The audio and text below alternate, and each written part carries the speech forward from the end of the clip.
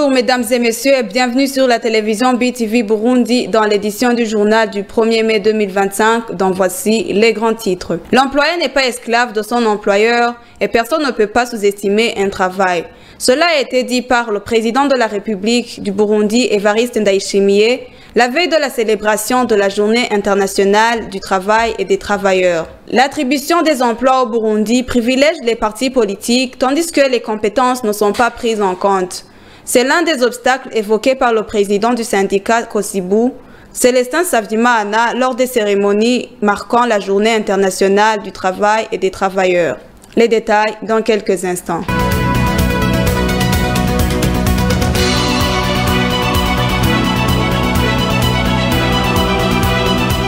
Bienvenue encore une fois dans les détails de ce journal. L'employé n'est pas esclave de son employeur et personne ne peut pas sous-estimer un travail.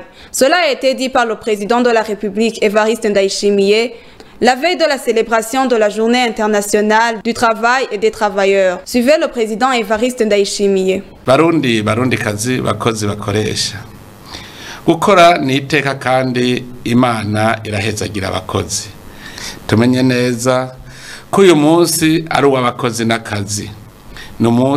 Chers compatriotes, employés et employeurs, travailler c'est un honneur et Dieu bénit le travail. Il faut savoir qu'aujourd'hui c'est la fête du travail et des travailleurs.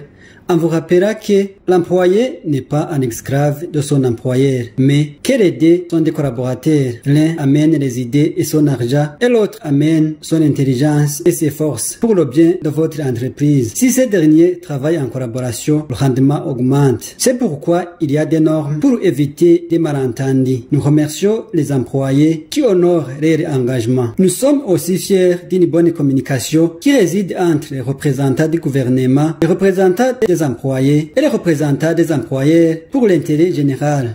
Abaserukira abakozi n'abaserukira abakoresha bigenda neza kuko bayaga bashira hamwe ingene akazi kariho karagenda n'ingene kotera imbere gusumba.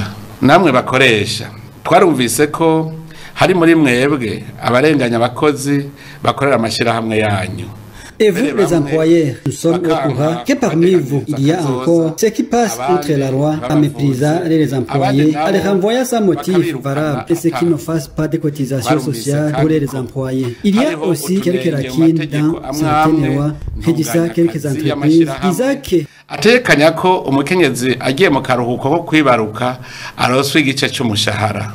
Turashimishwa nuko indongozi zabaye koko indongozi mvyeyi z'ubuntu. Une femme enceinte qui commence son congé de maternité, son salaire sera réduit à moitié. Mais les vrais dirigeants n'ont pas accepté de refaire. Nous demandons aux dirigeants de revoir et corriger les erreurs qui se trouve dans la loi régissant le travail. Je rappelle aussi aux fonctionnaires que l'État c'est un pays. Et le pays, c'est pas l'employeur. Vous êtes des serviteurs du peuple. Nous sommes contents que vous tous, vous êtes au courant que s'il n'y a pas de bonne collaboration, le rendement ne sera pas meilleur. Je vais clôturer en vous rappelant que ne plus sous-estimer le travail. Le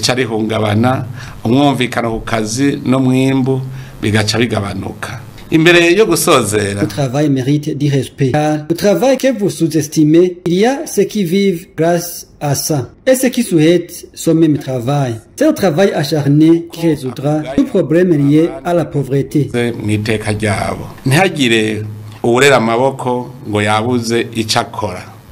Ugukora niko gutanga inyishu kubibazo vyose abarundi babaza bijanye n'amikoro make. Le président de la République, Evariste Ndayishimiye, s'est joint aux chrétiens de l'Église catholique dans la messe de prière pour le pape ce 29 avril 2025. Monseigneur Bonaventure Nahimana, au nom du conseil épiscopal, a précisé que le pape François interpellait les Burundais à pratiquer le pardon et la réconciliation afin que tous soient des missionnaires. Suivant Monseigneur Bonaventure Nahimana. Le Saint-Père, le pape François n'a pas pu visiter notre pays, mais il s'est rendu dans plusieurs pays d'Afrique, dont certains de notre région, comme le Kenya, l'Ouganda, la République démocratique du Congo et le Sud-Soudan. Il a exprimé sa préoccupation en faveur de la paix, de la réconciliation et de la justice sociale en soulignant la résilience du peuple africain malgré les nombreuses adversités auxquelles il est confronté, comme les guerres, la corruption, la pauvreté, le pillage des ressources naturelles. Il a plaidé pour le respect de la dignité humaine, de telle sorte que personne ne soit marginalisé, stigmatisé ou exclu sur base de ce qu'il est. Pour lui, la diversité, loin d'être une menace, doit être un facteur pour en vivre ensemble, heureux et solidaires. Comme Église qui est au Burundi, nous sommes très reconnaissants pour ce pasteur, pour ce qu'il a été pour nous. Le Burundi lui était cher, comme il nous était cher aussi.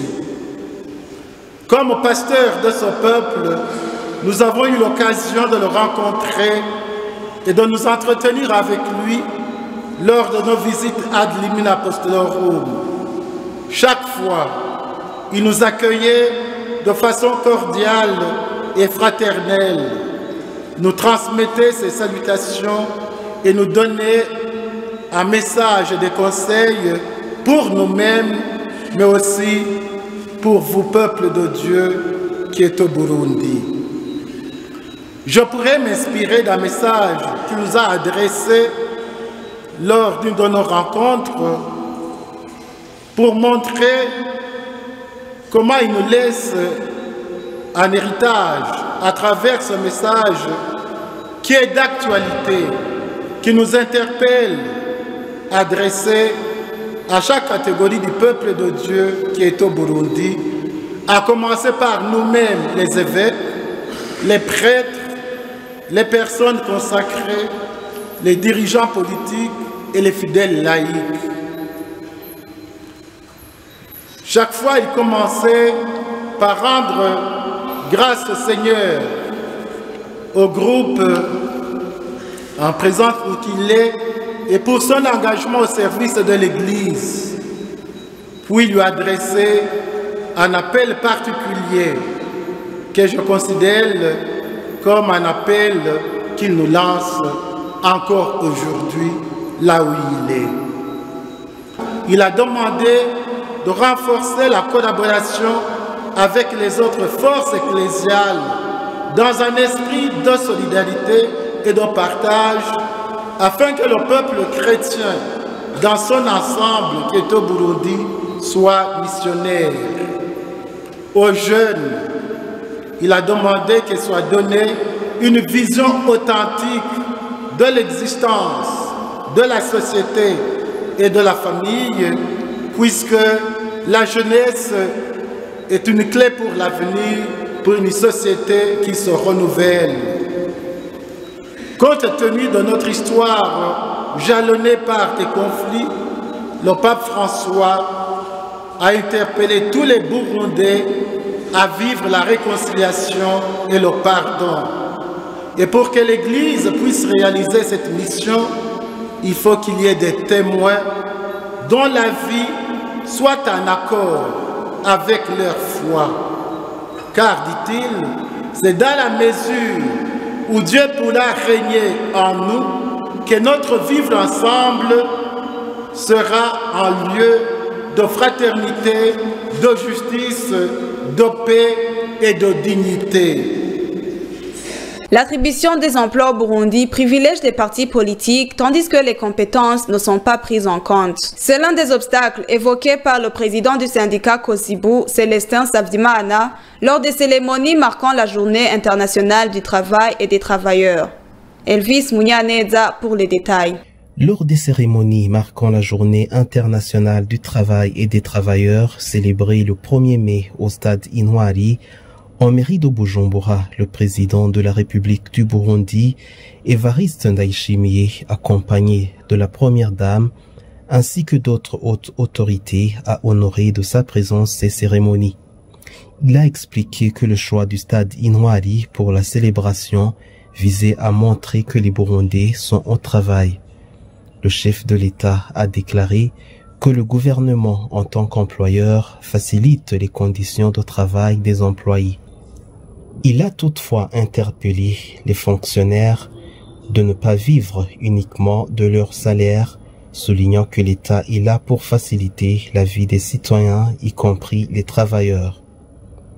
Le représentant du maire de la ville de Bujumbura, dans son discours d'ouverture, a salué les efforts du gouvernement dans les projets de développement, notamment en faveur de la jeunesse, qui progresse de manière encourageante dans le cadre du programme Paej. Quant au président du syndicat Kosibu, Célestin Savimana, il a soulevé certaines défaillances dans le monde du travail, notamment le fait que le travail n'est pas valorisé à cause de l'influence des partis politiques et de l'absence de véritables compétences. Akazi nta gaciro kagihabwa kubera imigambwe ugasanga hamwe hamwe yo hagomba gutangwa akazi aho guhiganisha bene Burundi bavyipfuza mu kunganisha. Le travail n'a plus de valeur à cause de l'influence des partis politiques. On constate que certains endroits, lors du recrutement, au lieu d'organiser une compétition équitable entre tous les citoyens intéressés dans le respect de la loi et de l'égalité des chances, les listes des personnes retenues proviennent directement des partis politiques. Même si parfois une sélection est simulée, cela constitue une forme d'injustice que les travailleurs dénoncent. Par ailleurs, certains politiciens incitent les travailleurs à ne pas adhérer aux syndicats. Ces politiciens sont des ennemis de développement qui se cachent derrière les partis politiques car ils n'ont aucun projet réel pour faire avancer le pays. Au contraire, ils freinent son développement.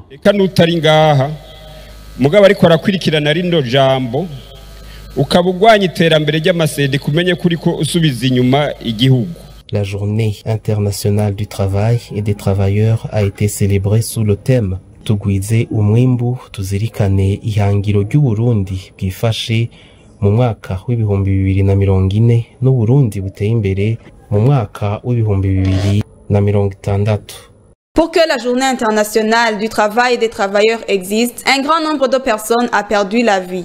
En cette journée du 1er mai, où nous célébrons le travail dans le monde entier, voici l'histoire derrière cette date. Le jour viendra où notre silence sera plus puissant que les voix que vous étranglez aujourd'hui. Telles sont les dernières paroles de l'un des syndicalistes anarchistes, August Spies, condamné à mort, ensuite pendu avec ses camarades syndicalistes anarchistes, dont Albert Parsons, Adolphe Fischer, George Angel et Louis Link, qui la veille de sa pendaison se suicide dans sa cellule. Tout remonte en 1886, le premier jour du mois de mai à Chicago, lors d'une grève du mouvement d'ouvriers qui revendiquait 8 heures de travail au lieu de 12 heures. Pendant cette grève, une bombe éclate à l'encontre des policiers, un officier est mort et tant d'autres sont blessés. La police ouvre le feu sur les manifestants et les morts se multiplient. D'autres manifestations sanglantes se sont succédées chaque 1er mai dans beaucoup d'autres pays, comme la France en 1891, l'Allemagne en 1929, la Turquie en 1977, etc. Ils avaient tous les mêmes objectifs. Ils revendiquaient les droits du travail. C'est en date du 28 avril 1948 que la date du 1er mai est dénommée la fête du travail. Il devient de droit un jour férié, chômé et payé à tous les salariés sans condition. Notons que une organisation internationale du travail, OIT en sigle, est depuis 1946 une agence spécialisée de l'ONU ayant mission de rassembler gouvernements, employeurs et travailleurs de ses États membres dans le cadre d'une institution tripartite en vue d'une action commune pour promouvoir les droits du travail, encourager la création d'emplois décents, développer la protection sociale et renforcer renforcer le dialogue social dans le domaine du travail. Chers téléspectateurs, c'est le moment de suivre l'actualité internationale. En Israël, le Premier ministre Benjamin Netanyahu a averti ce 30 avril que le feu de forêt qui se propage rapidement près de Jérusalem pourrait atteindre la ville. Le vent d'ouest peut facilement pousser l'incendie vers le quartier en périphérie de Jérusalem, voire jusque de la ville elle-même, a-t-il déclaré dans une vidéo diffusée par ce bureau. Actuellement, la priorité est de défendre Jérusalem, a ajouté Benjamin Netanyahu. Faisant état d'une situation d'urgence nationale. Nous affrontons probablement le plus grand incendie en Israël depuis une décennie, a déclaré Prito Eyal Kaspi, le commandant des pompiers, lors d'un point presse. Le ministre de la Défense en Israël a lui ordonné à l'armée de se déployer pour maîtriser ces incendies qui se propagent rapidement à raison des vents violents et des températures élevées. Les services d'urgence du Majadavi à Domé ont déclaré voir prise en charge au moins 23 personnes légèrement blessées, ajouta que le seuil d'alerte avait été relevé à son niveau maximal. La police israélienne a fermé ce 30 avril autoroute entre Jérusalem et avec 5 communes le long de cet axe routier dans une zone déjà ravagée par le feu. Il y a une semaine, les flammes dévoraient deux zones boisées près de la route reliant Lotrine à Beth-Shemesh aux plusieurs hélicoptères s'efforçaient de les éteindre, a constaté le journaliste. Ce journaliste sur place a vu deux soldats dans l'après-midi du 30 avril aider à l'évacuation des personnes piégées sur les routes entre des nuages de fumée noire. De nombreux conducteurs ont abandonné les véhicules au milieu de la route et pris la fuite. Les négociations ont été après longue souvent paix amène du côté américain. Ils ont néanmoins trouvé une conclusion positive. Mercredi le 30 avril, les États-Unis et l'Ukraine ont annoncé la signature d'un accord sur l'exploitation des ressources naturelles dans le pays dévasté par la guerre depuis l'invasion russe de 2022. Les deux parties vont établir un fonds d'investissement et de reconstruction à participation légale qui devra veiller au projet d'exploitation des minerais contenus dans le sol ukrainien ainsi que le pétrole et le gaz. L'idée d'origine d'une implication américaine dans ce projet avait été avancée par le président ukrainien Volodymyr Zelensky en septembre 2024. Mais à son arrivée à la Maison Blanche, Donald Trump a envisagé ce sujet comme une forme de paiement pour l'aide américaine militaire et financière engage depuis le début la guerre. Une aide qu'il a estimée de façon arbitraire à 350 milliards de dollars, alors que le montant réel est environ 3 fois inférieur. Le président américain voudrait donc une forme de réparation gigantesque et saura ça offrir l'essentiel aux yeux de l'Ukraine. Des garanties de sécurité pour protéger d'éventuelles attaques russes futures. La venue de Volodymyr Zelensky dans le bureau ovale fin février fut un désastre diplomatique, reporta la signature de l'accord sur le minerai. Sa première mouture était extrêmement défavorable à Kiev et ressemble à une extraction que Washington voulait faire signer sans tarder. C'est par ici que prend fin l'édition de ce journal. Merci de nous avoir suivis jusqu'à la fin et bonne continuation de programme à la BTV Burundi. Au revoir.